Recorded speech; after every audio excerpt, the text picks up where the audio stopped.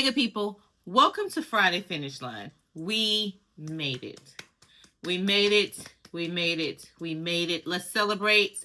Let the balloons go off. Let the fireworks. I know 4th of July is tomorrow, but let it go off right now, okay? We made it.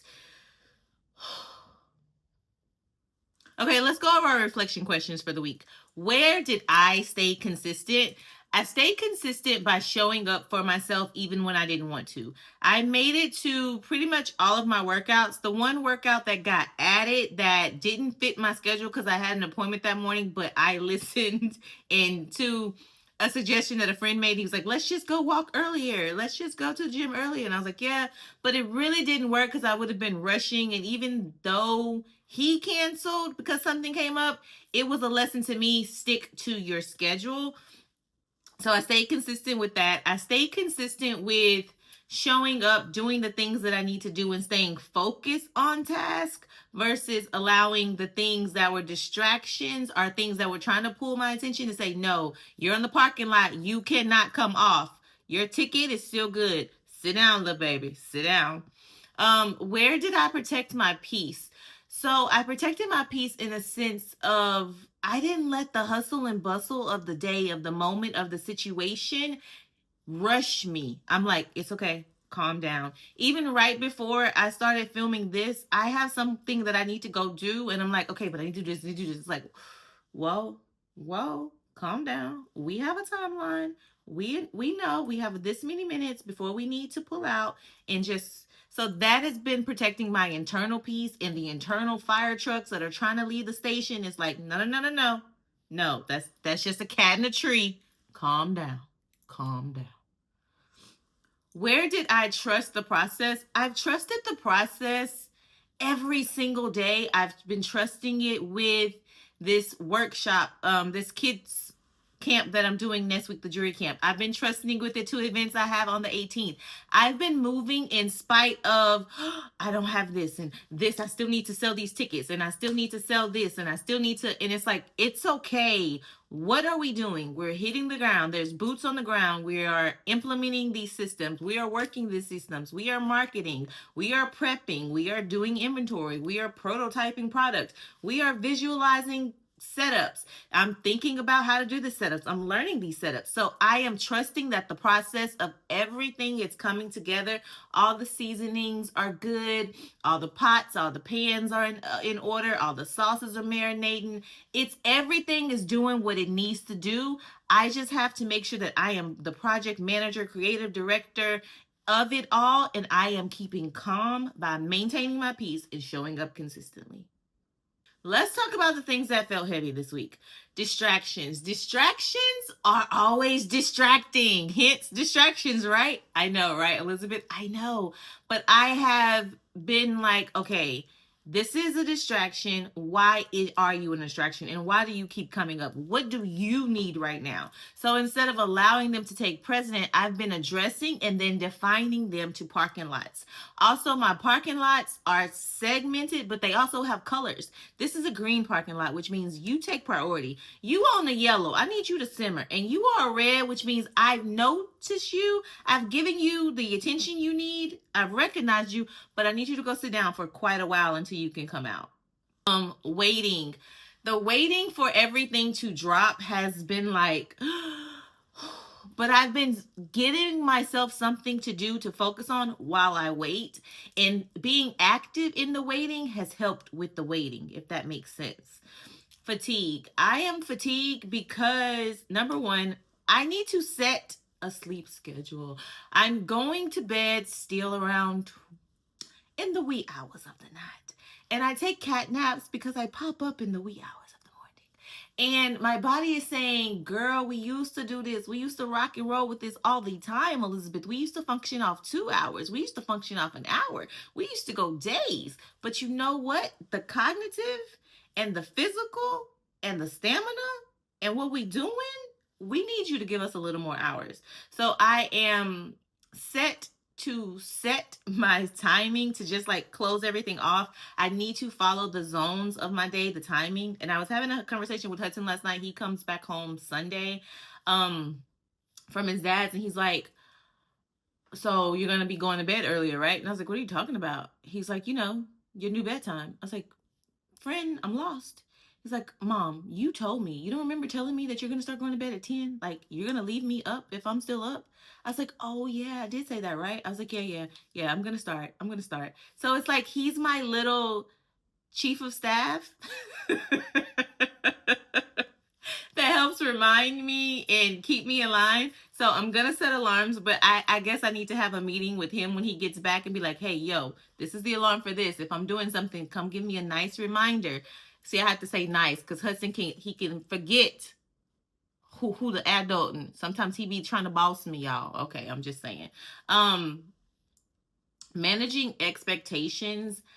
I am in the process of not expecting the world and not over expecting myself to do 50 million things anymore, and then ragging on myself are looking as if I failed when I set myself up for failure. So it's managing realistic expectations versus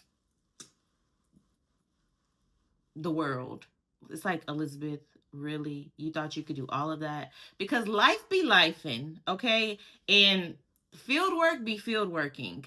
Literally. Yeah, I went yesterday to go do one thing that turned into three things, but it was necessary. It's just, and it's also now I'm getting the knowledge and the feedback of, okay, this is how much I need to allot for this in the day on this day. On a marketing community outreach day, how many hours do I need to give it? What time of the day is best for me to go? What day is best for me to go? So it's managing expectations by taking real on the boots on the ground data and developing an SOP that makes sense so that the expectations can stay balanced. What became clear, where did consistency pay off? Let's just dive right into it. Consistency has paid off in me doing the work, in me posting, in me recording. I'm learning that I have an editing style and it's my style, but how can I tweak it? How can I do this? I'm not as far as I thought I was. Even with putting things together. I didn't, like I said before, I didn't realize all the knowledge and wisdom that I learned by doing that job for all of those years, what I was actually doing. It was just autopilot. Like I just did it like it was the back of my hand because I had did it so long, and it was just like, okay, boom, boom, boom, this happened. What are we gonna do? How are we gonna fix it? What is the solution? What is solution A? What is solution B? What do we need to do? And it's applying those same principles, those same techniques, those same SOPs to myself, but tweaking them for what I need to do now. Consistency in the gym. I have noticed I'm breathing a lot better, and that was my number one goal. I was like, I shouldn't be breathing like this just sitting here. I've noticed a change in my breathing. I've actually noticed a little bit of change in my shorts, just a little bit. But I've also noticed that this week I went to the gym and I went afterwards. We went walking, and then afterwards went to the gym and I got on the stairmaster. I was like, I'm only doing 10 minutes. I can give you 10. And June was like at 40 something minutes, and he was going for hours. So I was like, man, if I get off now. So I stayed on. I was like, I'll just finish with you. I ended up doing 20 minutes. After that, I was like, she done. But 20 minutes versus somebody who struggles with 10. Now, did I struggle with those 20s? Absolutely. That's the bar. Now that's the minimum to keep going. So it's consistently paying off with those things. I noticed that I'm not craving sugar as much as I was because it's like, no, thank you. I'm going to eat this. Or let me get back creative with my cooking and with this spice and this. And ooh, I want to use this type of protein. What can I put with it? What lesson repeated itself this week? Structure in my schedule, in working my blocks. And now it's like you have the block. So what are we allowing in the block for this day to not just, oh, this is admin block. Well, let me just jump into admin. No, what are the actual things that I need to put for that day in that block for admin? What are the creative projects that I'm putting in the creative block? What's going in the ministry block? And when I break it down like that and stick, it may deviate, but at least I have some kind of structure already set to go. So that's something I'm carrying over into next week. What surprised me? What surprised me was I almost want to like just slap myself upside the head and it's like, why did you doubt yourself? Why did you stop going? Why did you stop not finishing the play? Why? And it's just when you have that aha moment, like I'm literally doing admin, I'm doing ops and creative. They are together. Like I can't have one without the other. And it's that's my business. And all of it fits under the house. Like it all fits under the house and it's all intertwined. It all makes sense. But I didn't see that. And when God is like, Elizabeth, Elizabeth, and it's like I get it now. Okay, but can you help me get this part now? And it's a beautiful thing, and that's what surprised me. And what surprised me is how I was literally helping my sister this week with something for her that she needed, and I was like, no problem, girl, I'll help you. That'll be easy. And then I actually started doing it, and it developed into this whole other thing. I was like, I guess the Elizabeth Fraser or the House of Jubilee Pub, whatever we're gonna name it, I guess our publishing company has been born this week. And just to see it all come together, it's like, is that really tied to this that I wrote 6 months ago or 3 months ago? Like it's literally like saying you birthed me and then you just neglected me, but I'm gonna come back in this other project to show you that I'm tied to it. And it was just shocking. I literally cried, like in awe of, wow, this is so much bigger and so much linked. It's just amazing. Like that shocked me in a good way. I love it. I love it here. So what quiet decision moved my life forward this week? I'll tell you. I'm glad you asked me that. The decision to do it anyway, to not let the no's negate the progress, to keep moving forward. I got some no's, but I got more yeses than no's. And it's from community, from myself, from system. So it's like it's to continue to go, and that has given me the push, that has given me the jump start, the jubilation that I needed to not only in business, in self, in relationships. It's like once you get jubilated, it should spread in all aspects of your life. And child, it's spreading. It's almost like I'm slowing down. I'm like, ooh, Amos, the I think it's Amos 3:9 or 3:19, whatever scripture numerical part it is. It's like you think it's when God says it's gonna go so fast, it's gonna make your head spin. It's literally like you think it's just gonna drop from the side, but it's not in a sense that it's just opportunity, and then this connection, and then this dot, and then this starts lying, and then this sinks, and then you realize this, and it's like it's all coming together. It's all linking. The dots are connecting. The puzzle pieces are connecting. The checkers are checking. The chess pieces is moving. It's like it's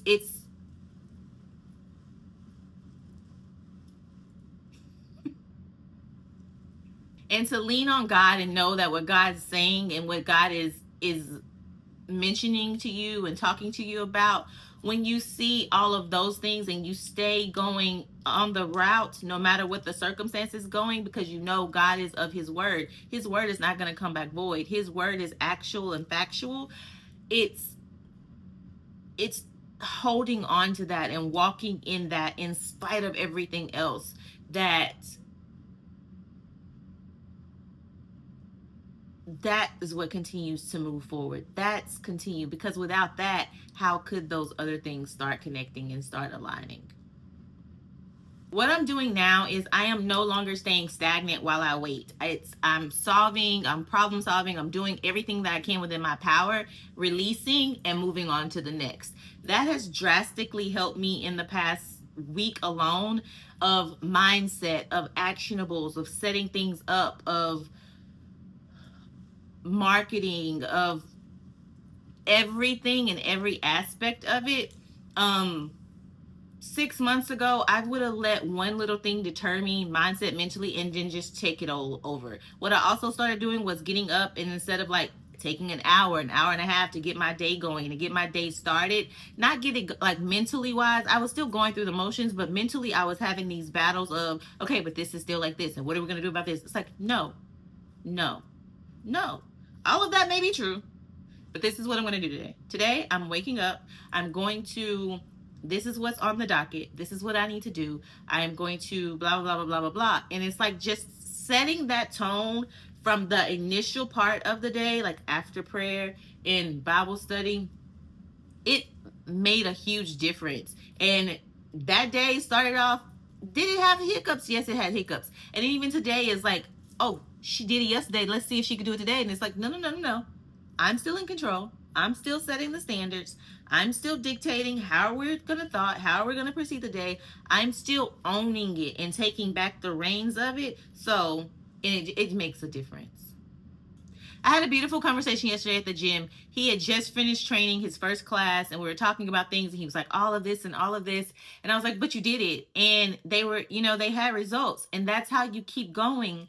You showed them alterations to the exercises. I was like, it went well. So I'm gonna take his class next week because he wants me to give him some feedback. But we were even talking too, and I was like, just for me, I am going through with it. I'm not letting this stop me. I'm owning my mindset. I'm owning the process. I'm figuring it out as I go.